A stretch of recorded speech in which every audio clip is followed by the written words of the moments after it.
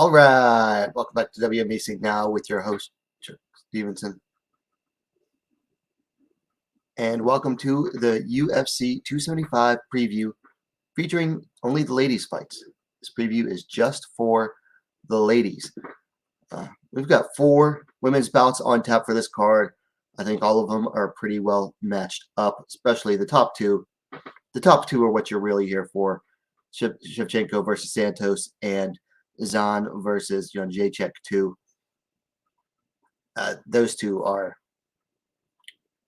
especially Zhang versus Jędrzejczyk 2. That's the pièce de résistance of this card.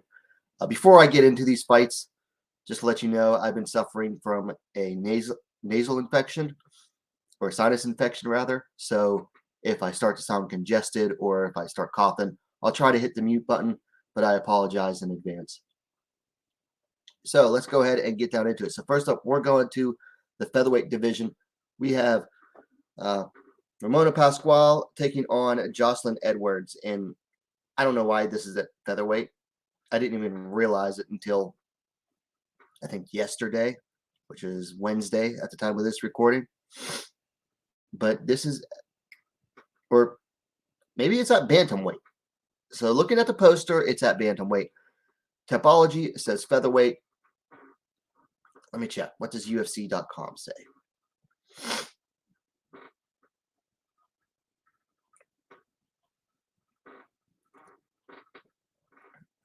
UFC fight card.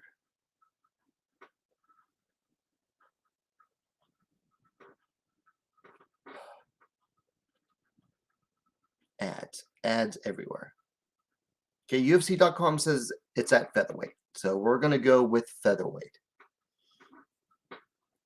Not a whole lot to say before we get down into the fight itself.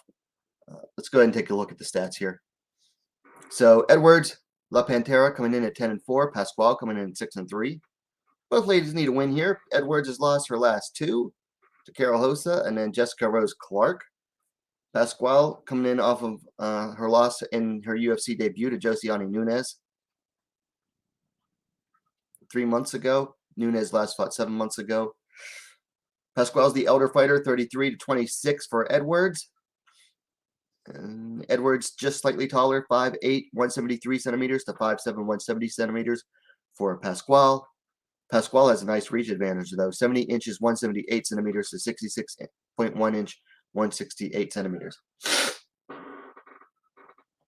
Okay, so if this were at bantamweight, I would give the advantage to Joselyne Edwards. But I think at featherweight, Pascual has more experience fighting there. I think it's just going to slow Edwards down. I think it's going to slow Edwards down enough to give Pascual the edge here. Could be wrong, but I don't like the idea of this being at featherweight. I mean, Edwards has fought as low as flyweight in the past, whereas Pascual, she's always fought, well, she's fought at least half her career at bantamweight and the other half at featherweight. But so yeah, I think the weight is going to be a problem. I mean, Edwards isn't used to fighting that heavy. She's not adapted to it. Doesn't have the experience there, whereas Pascual does. So I think that will give Pascual a slight edge. And so we're going to go with Ramona Pascual. So then we move down, all the way down to strawweight, where we have now Liang taking on Savannah Gomez Juarez.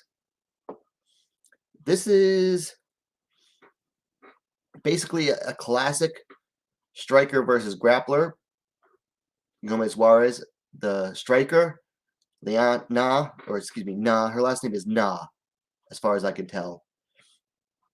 Na is the grappler, although she does have some surprising pop to her hands, as we saw in her fight against Ariane Carnelosi. She can crack. But when you look at the actual record, Na's fights or wins are mostly by submission.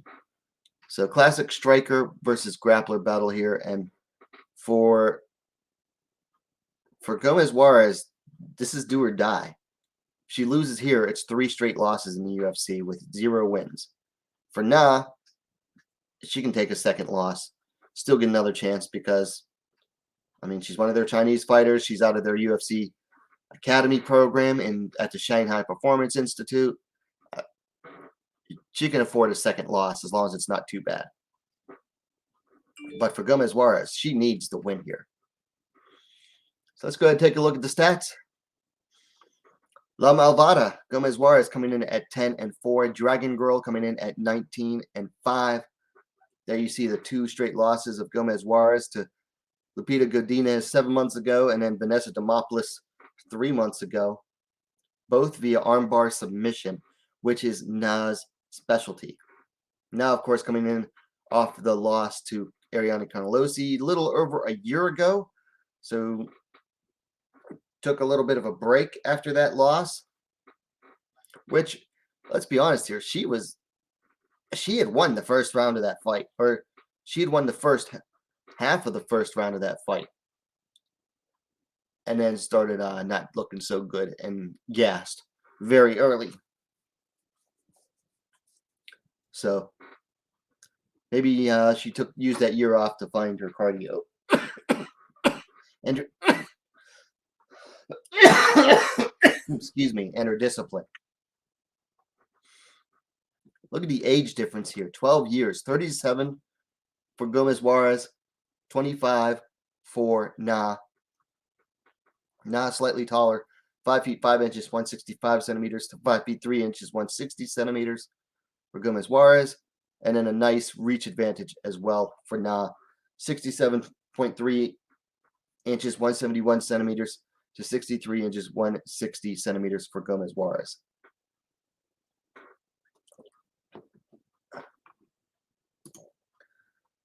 So my pick is going to be Liang.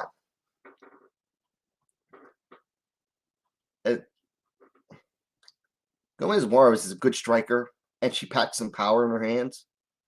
Her problem is discipline and just being very one-dimensional. Just not good once it goes to the ground. You know, had she been in the UFC at the start of the strawweight division, and she's been fighting for that long. I mean, she's been fighting since 2010. So she definitely could have been there at the start. Had she been, I think she might have had a decent career and could have grown as a fighter better. She just came to the UFC too late because now she's at the bottom of the strawweight division where all of those girls are pretty well rounded and at least have enough grappling to be able to get her to the ground and beat her there. Whereas, like, at the start of the division 7 years ago, a lot of the fighters were somewhat one-dimensional themselves, and there were a lot less halfway decent grapplers in the division at the time. But yeah, Gomez Juarez came to the UFC a little bit too late to make a difference.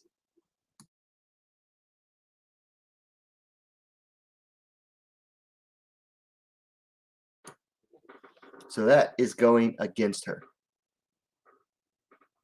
For Na, she is certainly good enough on the feet. I mean, like I said, she popped Ariane Canalosi and dropped her.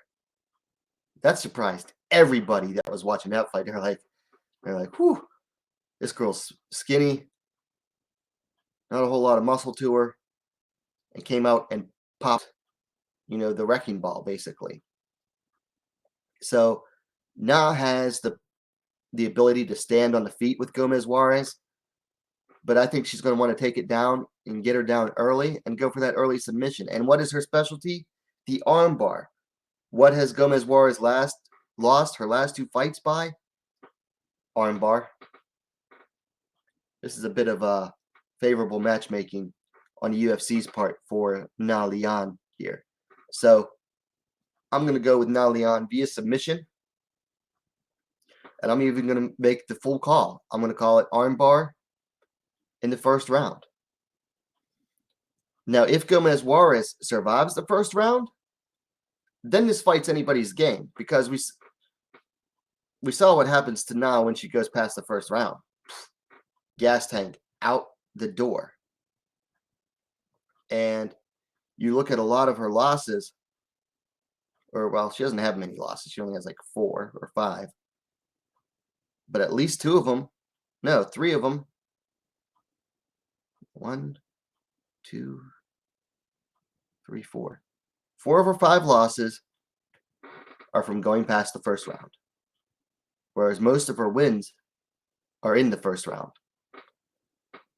So we're going to take Na via submission in the first round, armbar.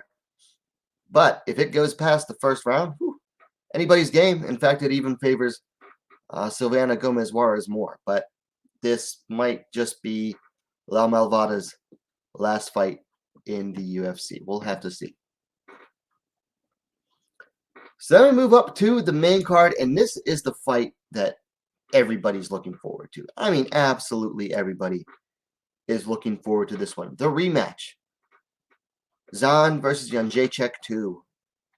Weili versus Joanna. This,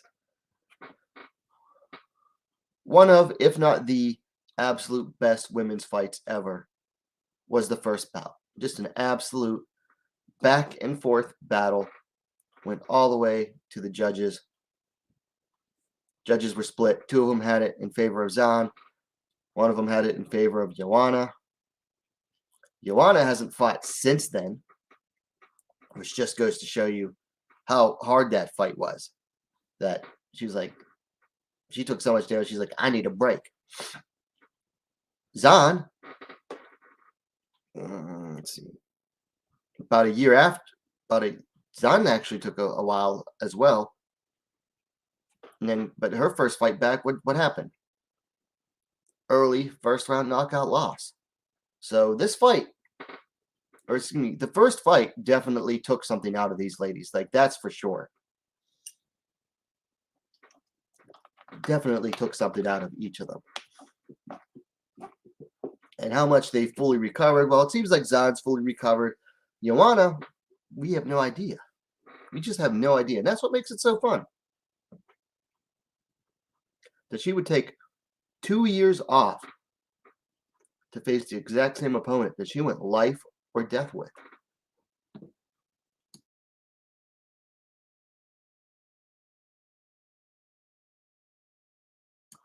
So anyway, let's get down into it. All right, Magnum coming in at 21-3. Joanna coming in at 16-4. Now Zhang, of course, coming in off of 2 straight losses there to Rose Namajunas. First one via knockout. The next one via split decision. That was 6 months ago. Joanna, of course, coming in off the loss to Zhang. That was 2 years, 2 months ago. Before that, had a win over Michelle Watterson via decision. Age. Actually pretty close here. 34 for Joanna to 32 for Zhang. Both of them, a lot of fights. Both of them taking a lot of damage. Although a lot of Zhang's fights came in like a very short amount of time. Height favors Joanna, 5 feet 6 inches, 168 centimeters to 5 feet 4 inches, 163 centimeters for Zhang. And the reach favors Joanna as well, 65.5 inches, 166 centimeters to 63 inches, 160 centimeters for Zhang. So the big question is going to be, will this rematch live up to the first fight? I don't expect it to, honestly. I just don't expect it to live up to the first fight. For one thing, the hype around that first fight, the way it turned out, and the way it has stayed in everyone's memory since then, basically makes it impossible for this fight, for this rematch to live up to it. I have a very difficult time seeing that this fight lives up to the first one. I mean, that fight just sits in everybody's minds as like one of, if not the greatest women's fights ever. It was just absolute all-out war. These two stood in the pocket in front of each other and traded shots blow for blow. And neither of them wanted to budge. Very undisciplined on for each of them, honestly, especially for Joanna. Like Zhang, you kind of expect her to want to get in the pocket and be willing to brawl it out. Whereas Joanna, it was uncharacteristic of her. And I think that helped, solidify it that much more. This rematch, well, for one thing, it's only 3 rounds. I think a lot of people would want to see 5. I'm happy with it being 3. It's not a title fight. It's not a main event, so I don't see a purpose in 5 rounds. And honestly, I want to see the magic of 3 rounds. I want to see what these ladies do when you only have 15 minutes to work instead of 25. So I like it. I realize that's an unpopular opinion, but I'm pretty much king of unpopular opinions. So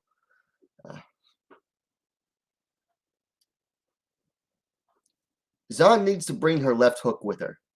That left hook was money in the first fight for her. It landed almost every time. And Joanna, she just does not see left hooks. She doesn't see him against Zhang. She doesn't see him against Shevchenko. She has a significant weakness against left hook. So that's going to be money for Zhang. And I think that getting into the pocket and being able to use that left hook is going to favor her. For Joanna, I don't think she's not going to want to stay in the pocket for this time. She's going to want to stay disciplined. She's going to want to stay on the outside. She has the length. She has the reach. She knows how to fight on the outside. She knows how to use her kicks, use her jab. Excuse me.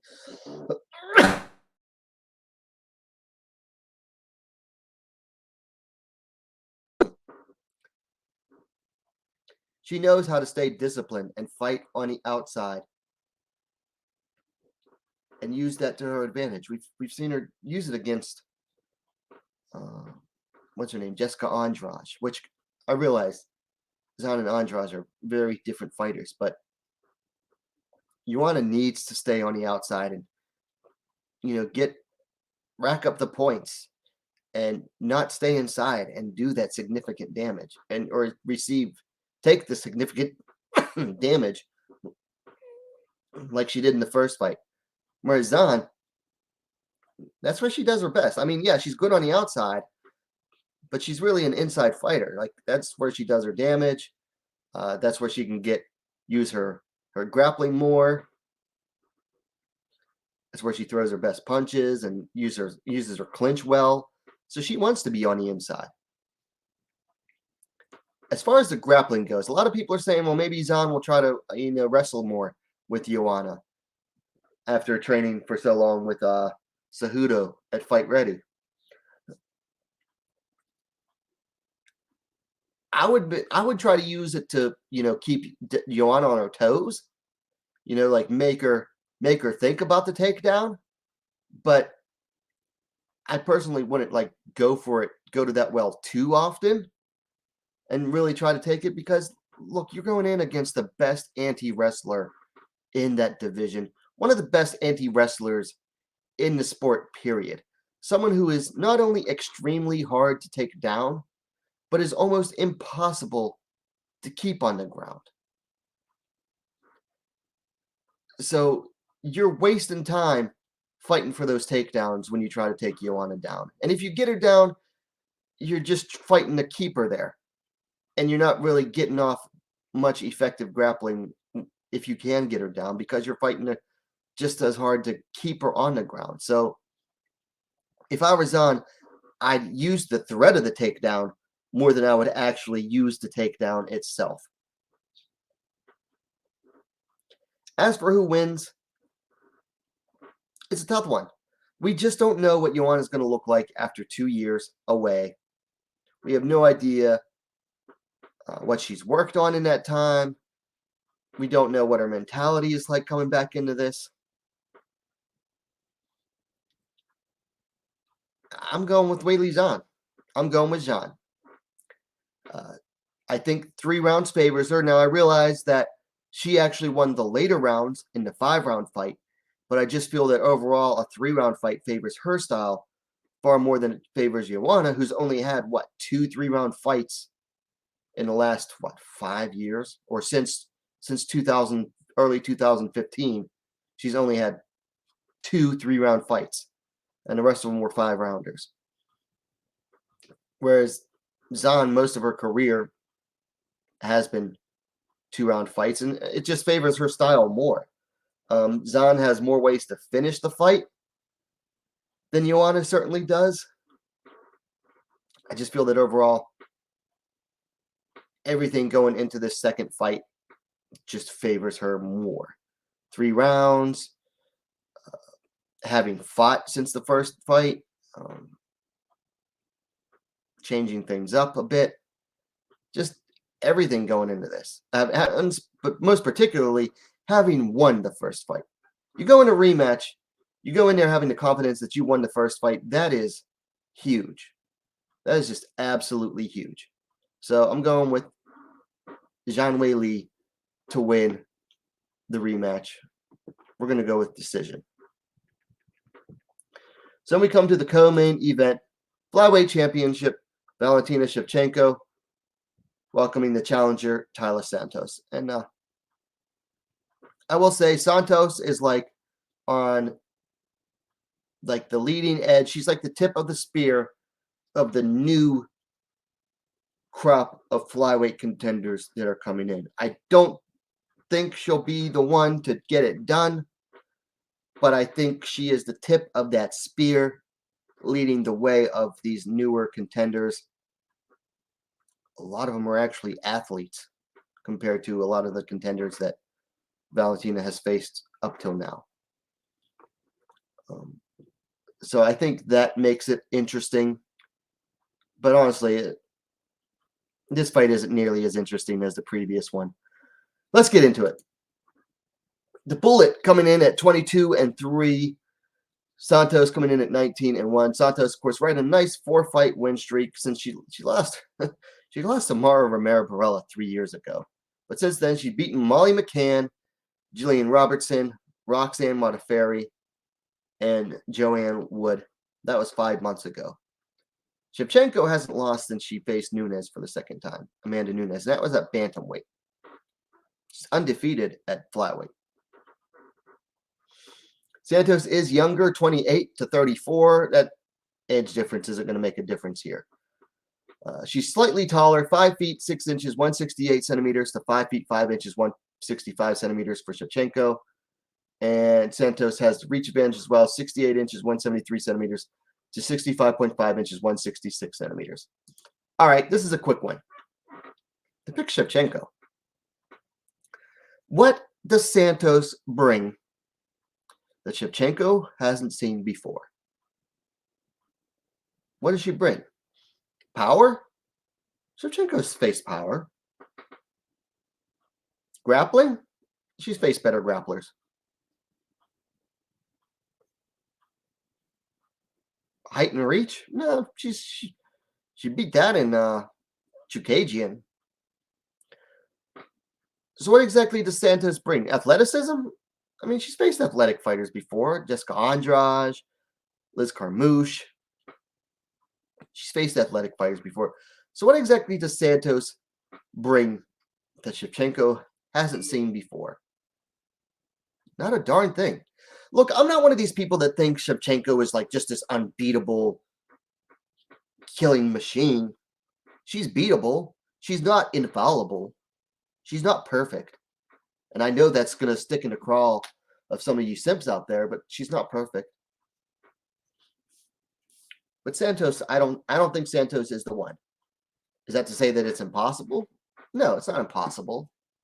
There's always a chance. It's a fight. It's an MMA fight. I just don't see Santos beating it. And I'll tell you one of the biggest reasons why I see Santos going down. Okay, let's say that Santos starts backing up Shevchenko with her strikes. Well, for one thing, that's what Shevchenko likes. She wants you to come towards her. If you don't come towards her, she's not coming to you. We saw that in the Carmouche fight. We saw that in most of her fights. If you don't come towards her, she's not going to come towards you. She's going to wait for you to get bored and then come towards her. But let's say that Santos comes forward, starts backing her up. Even if she actually gets an advantage on the feet, what did we see against Roxanne Modafferi? Santos was beating Roxanne up on the feet and still went for the takedown anyway. Like, she had Roxanne on the ropes on the feet and still kept going for takedowns. It's like she has to do certain things in a fight in order for her to feel comfortable. And that's what Shevchenko is going to use against her. Santos is going to want to back Shevchenko up and then try to use her grappling. And Shevchenko is going to be prepared for that. She's going to use that against her. She's going to counter her on the feet. And then she's going to take her down herself. Or she'll let Santos try to take her down and then reverse it and get Santos down. It's going to be a long night for Taila Santos. She might even have, the advantage in the early rounds or in the early part of each round. But it's going to be a long night for Taila Santos. The pick here is Valentina Shevchenko via decision. Okay, so there you have it, my UFC 275 WMMA preview. A little long, I know, but hopefully it was worth it. Anyway, let me know your thoughts on the fight in the comments down below. Now, if you liked the video, please remember to hit that like button. That helps the reputation of the channel grow. That draws more people to it. Share it as well on social media because it helps the channel grow. And while you're at it, don't forget to subscribe to WMMAC Now, the best, most complete women's mixed martial arts dedicated platform on YouTube. Now, I will be doing live fight companion for the first 2 ladies bouts, and then I'll be doing a live fight companion for the main card. So stay tuned for those Saturday night. Anyway, thank you for watching. We'll see you Saturday night.